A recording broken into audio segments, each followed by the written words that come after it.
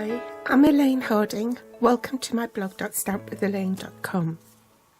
Today I'm featuring the lined alphabet bundle. This is a layering alphabet set and it gives a cascading effect. And because it's such a huge investment, I thought you'd probably like to see how it works up close and personal.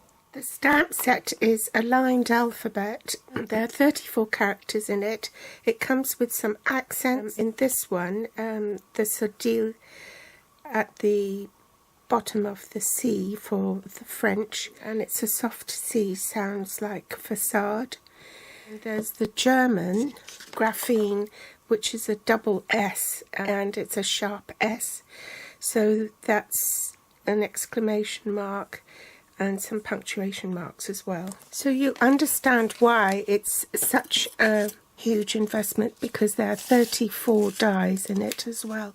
All the letters of the alphabet, plus the punctuation marks, and this tool which helps position your alphabets, and like a jigsaw it slots in, so the top of the letter will be the rounded edge and the bottom of the letter is a rectangular edge. That slots in there, like so, and keeps it in place. It doesn't come with the magnetic sheets, it just comes with 2 strips of very strong sticky tape, which the alphabet sits on. It's just easier that you put it on a magnetic sheet, because the sticky tape will lose its sticky and your letters will keep falling off. To help you identify the letters rather than reading it backwards, before you take it out of the packet, I've rearranged mine so that they run A, B, C, D, E, F, G, H, I, J. And then on the next page I have K, L, M, N, O, P, Q, R, S, T, and then it goes over to the second U, V, W, X, Y, Z, and then your accents. When it first arrives, Stampin' Up have done theirs differently, and they go A, B, C, D, E, F, G, H, I. So label them all before you take it out of the packet, because without it, it can be very confusing. For instance, the B and the D, you might mistake it, the B for the D and the D for the B. So if you mark it all, you will save yourself a lot of time. You'll also avoid the confusion between the I and the exclamation mark. I had a meltdown because I thought, oh no, they've given me the wrong letter, because this is the I, it's upside down. But in fact, this is an exclamation mark, this is the I, and the other one with the dot at the bottom where the rectangular bit is actually an exclamation mark, and that goes on the back. Now let me explain about that tool.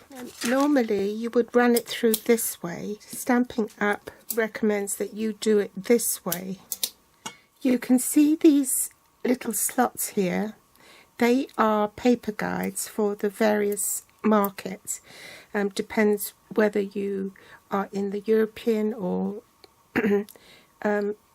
American market. This is 4 1/8, which is the European market.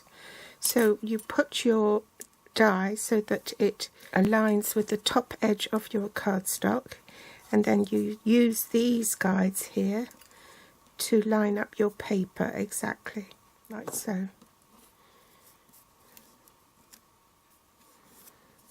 Now do be careful, because it's a pretty tight fit, and you want to make sure that the edges of your die is well within the platform, so that you don't mangle your die. Use the round edge, which will always be your top, and then the rectangular edge, which will always be your bottom, and you slot it in there like a puzzle, and you will hear it click. Now I found that sometimes the letters would jump, so I've added an extra bit of caution and put some, see, it's jumping. And when it goes through the magnetic platform it might jump. so it's best to just secure it with a bit of washi tape. I have a couple of samples here. One uses the positive, which is this side. It spells the letters all this way. And these are the negatives, so you can see that the M came from this piece here, but I've reused it. And when you stack them together, then this side of the card will be quite thick, and it goes thinner and tapers down at the end, at the start of your word. The card we're going to make today is this one, and it uses rather a lot of cardstock, because when you open it up, you can lift that to show the card here. Okay, just close it and pop that through. Pop your letters down, and I've put an extra piece of card here so that the card can stand up.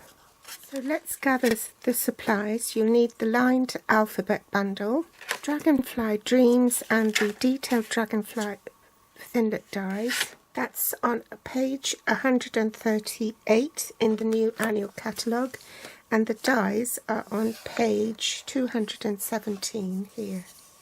It does use rather a lot of cardstock.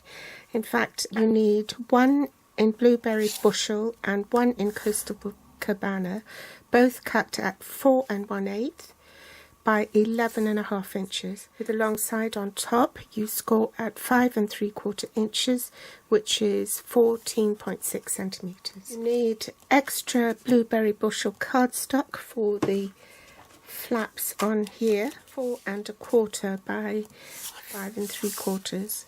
A piece of Whisper White cut at 3 3/4 by 5 1/2. That will be 9.5 by 14 centimeters. And you'll need some Whisper White scrap to stamp your dragonfly with. You'll also need a bit of gold foil, roughly about 3.5 inches by 5 inches. In metric, that's roughly 9 centimeters by 12.8 centimeters. The inks I'm using are Versamark, Blueberry Bushel, and Coastal Cabana. We'll also need the white embossing powder and a heat tool, a dust buddy, and last but not least, your Big Shot and magnetic platform. So let's begin by die cutting our letters first. So I'm going to pop the cardstock this way, line up my cardstock. So I've got my magnetic platform, base cutting plate, my cardstock. I've lined up my cardstock, the top of the die with the top edge of the cardstock. I've used the visual markers to line up my paper on both sides so that this is central. I've slotted in my letter with the round bit. There's only one way it can fit, so you're sure that it's going to be the right way up. Secure it with washi tape, pop the top cutting plate on top, and then I'm ready to run it through the Big Shot. So I'll do that with the H and the I. So there's my H and there's my I. Now I'm going to score right on the edge here, using the points as a marker.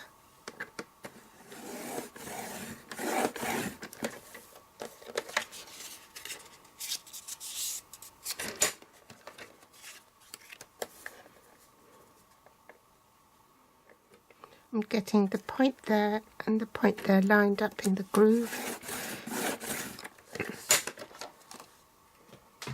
Then you put tear and tape on the inside.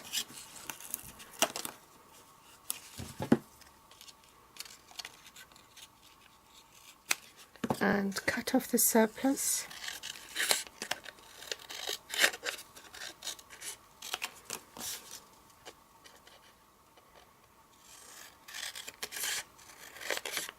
Also going to angle it for a neater edge.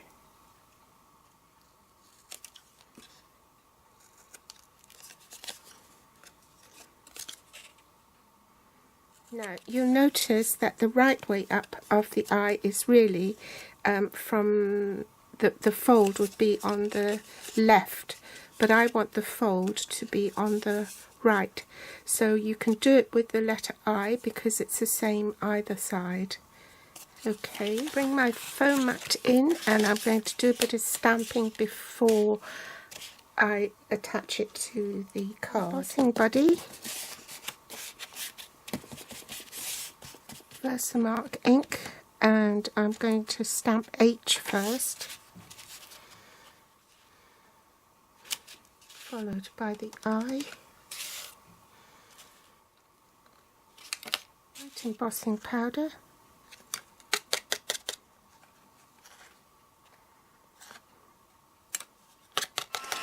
heat tool,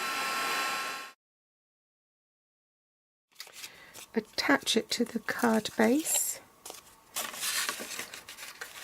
so make sure that it's buttered right into the corner.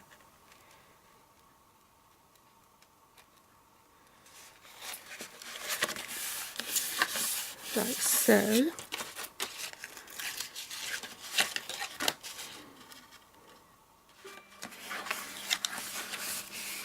Now the letters have a problem staying shut, so what I'm going to do is I'm just going to add a bit of Tombow to the letters to help it stick like a post-it note. So if you put Tombow glue on like so and then spread it and allow it to dry, then it will act like a post-it note. So it would be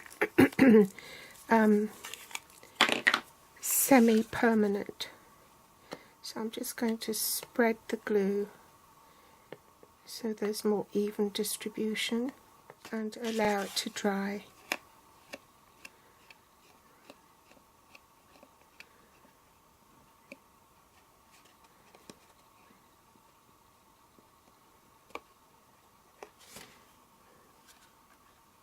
I think I've been a bit over generous, never mind.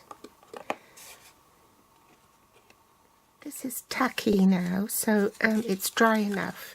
So I want to close that to find the position of where I need to cut my slot. I want the dragonfly to come around there. I will need to stamp 2 dragonflies.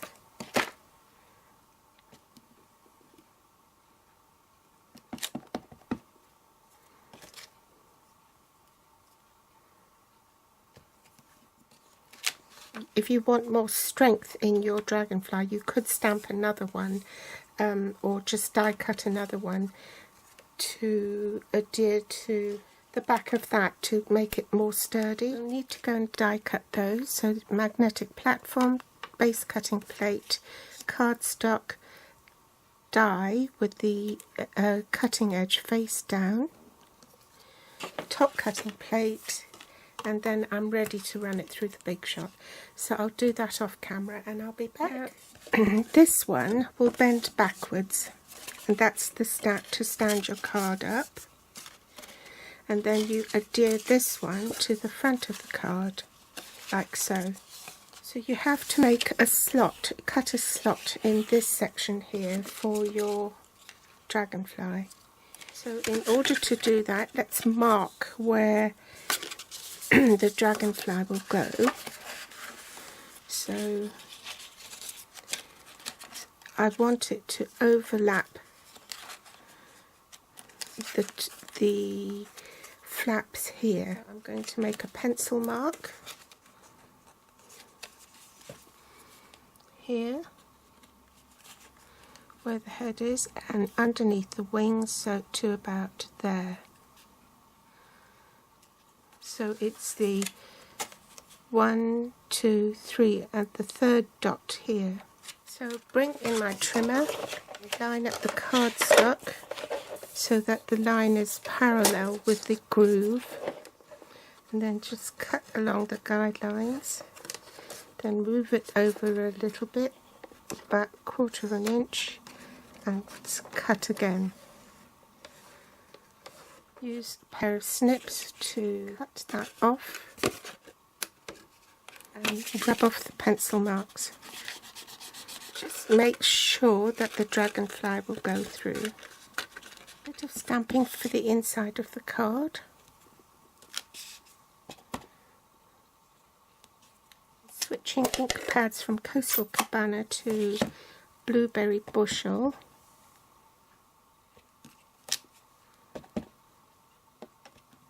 Stamp the sentiment in Coastal Cabana. Now I'm ready to glue that to the Coastal Cabana piece of cardstock.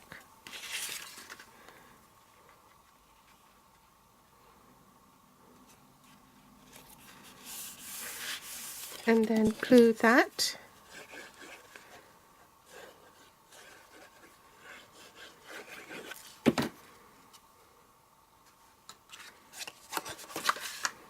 on top of the Blueberry Bushel one, lining up the cardstock at the bottom.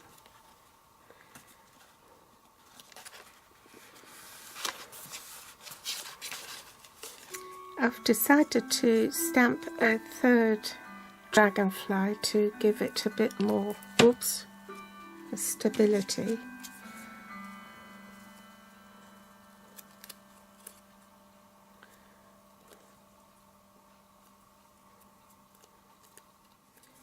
And I'll only put glue on this portion, the body, but not the rest of the body, so that goes on there. Then I'm going to put the top wings through there.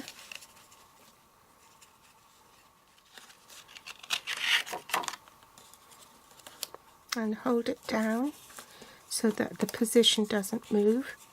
Put glue on the back of that.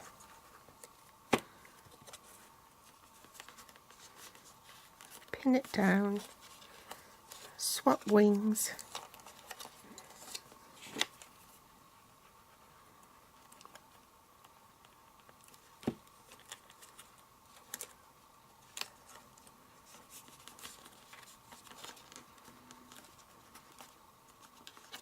And then these two go on the top like that. That goes like that. That goes to the back. Bring in my other dragonfly and I'll pop that over there, only on the body. Hold that for a second until it bonds. I think that might be a bit too long, so I'm going to cut it off.